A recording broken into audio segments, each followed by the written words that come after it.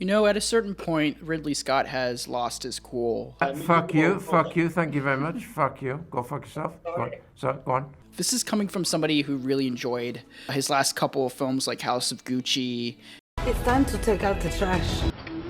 and The Last Duel. But now I feel like he's just doing a lot of crazy shit just out of spite. Don't even think I'm making this up. You can't make this up. I don't know, man. I think we should just put Ridley Scott to bed. Put him in a little, like, a timeout section. Just let him sleep for a little bit. But you know what? I gotta, like, respect him because I think even though he has kind of lost his touch, some of the action sequences in, like, any of his movies for the past couple of years have been, like, really, really inspiring and intense. So you know what? Let me just get super deep into Gladiator 2 without spoiling the movie. Let's get on to it. Gladiator 2 has been in pre-production hell for the past couple years. Nick Cave was supposed to be writing the next installment of the movie, and it's famous for the screenplay as Lucius and Maximus exist in the screenplay, but Maximus is dead and in hell for his crimes against humanity, and he has to escape his way up back to the normal world. And honestly, that screenplay feels a little bit more cooler than what we got here with the final product. Gladiator 2 is a film that completely jumps the shark, but in a way that feels very intentional, as Lucius, played by Paul Mescal, carves his own path as Maximus' successor.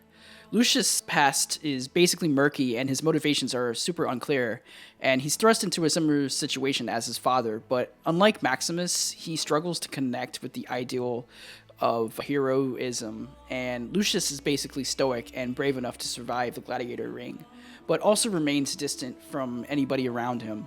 Meanwhile, Denzel Washington's character, Marxus, is very angry and kind of trying to really commit to the Roman Empire power structure. And throughout history, Rome has been kind of like this catalyst for the collapse of civilization as people revolt, kill, and sometimes reform their governments for power. And Denzel Washington's character basically throws all that in mind, and he has like this charisma and sexual confidence that hasn't been seen a lot lately in his performances in some films. And even then, he also embodies like campy humor throughout the entire film. And Mescal, on the other hand, basically embodies the stoicism and the nuance of Maximus's past life. Even though I think his performance in this film is kind of like scattered shot, I was more in the positive of his performance. I know a lot of people are comparing his performance to Ridley's own last film, which is Gladiator with Russell Crowe, but me personally, I think he embodied and carried the entire film. Like, Paul Mescal's thighs can just like ruin everybody's lives. Both Paul Mescal and Denzel Washington excel with their distinct acting styles. And I also have to give credit for Joseph Quinn and Fred Heischinger for their performances, as they kind of embody the dynamic of Beavis and Butthead, but in Roman like clothing. And I think Heischinger's performance is also the best highlight because he's very flamboyant, kind of sexy, and he has like a monkey named Dundas who is now a prince later on in the movie. But you know, Ridley Scott, like, he's very unserious with like the history and just the entire like Roman political landscape. This movie just goes completely apeshit, literally, in the second half of the film, where it kind of just turns into a cartoon. And you know what? I fucked with it because I like when like Ridley Scott just like goes all out with like the spectacle and like the action and just the crazy like humor. Then yet again, I kind of did not like that in Napoleon, but that was like for more different reasons because it was historically inaccurate to the core. You think you're so great because you have boats!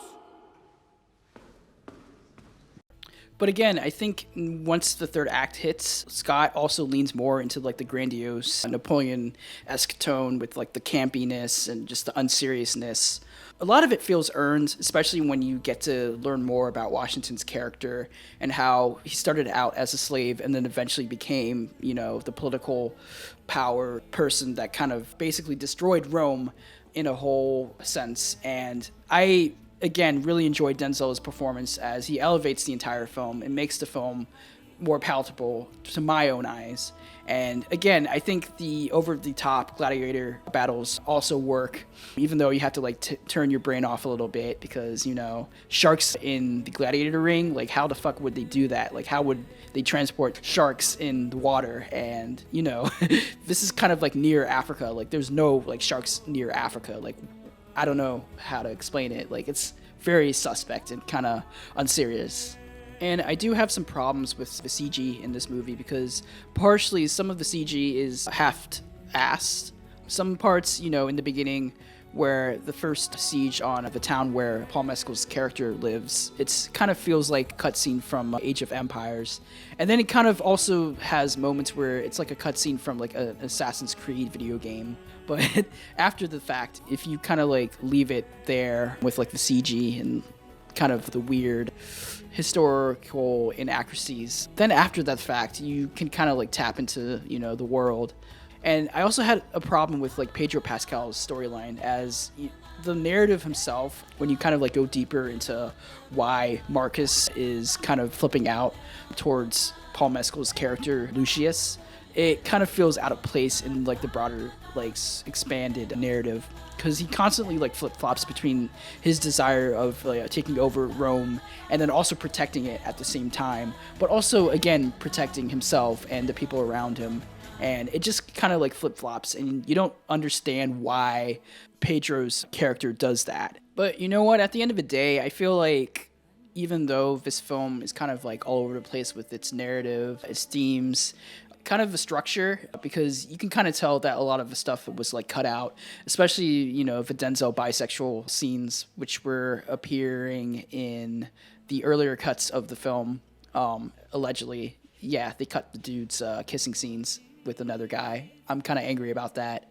But you know what? It's Ridley Scott, and he's always known for director's cuts. So, you know, he has a 4-hour director's cut coming out pretty soon. So, you know, we'll see what happens with that. But yeah, I feel like this movie feels kind of half-assed in some moments, and also in other moments where the battle scenes are kind of just like happening. But you know what? Again, Scott, he's at his A game with like the battle scenes and like the spectacle, and it's somewhere like in the middle of his filmography. I can't really rank his filmography right now because I haven't seen a lot of it, but from what I've been seeing, he's kind of like hit and miss. Sometimes he'll have like some bangers like Last Duel and House of Gucci. Like, yeah, I'll defend the House of Gucci, but this is like in the middle in my humble opinion. So yeah, that's like my little quick review of Gladiator 2. I don't expect this to be nominated for Best Picture or even Best Actor for Paul Mescal, even though I will defend his performance in this film. But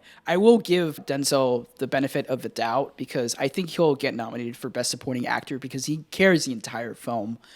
He's basically playing like a Shakespearean like type character, and he just eats the entire like scenery up. So I'm just gonna I'm gonna predict Denzel for Best Supporting Actor, and I'm also gonna predict visual effects, even though I wasn't super hot on it, and production design, costumes, sound, and maybe editing. So yeah, that's my predictions for Gladiator 2 in the Oscar field. But that's my review for Gladiator 2. I hope you guys enjoyed this little short review.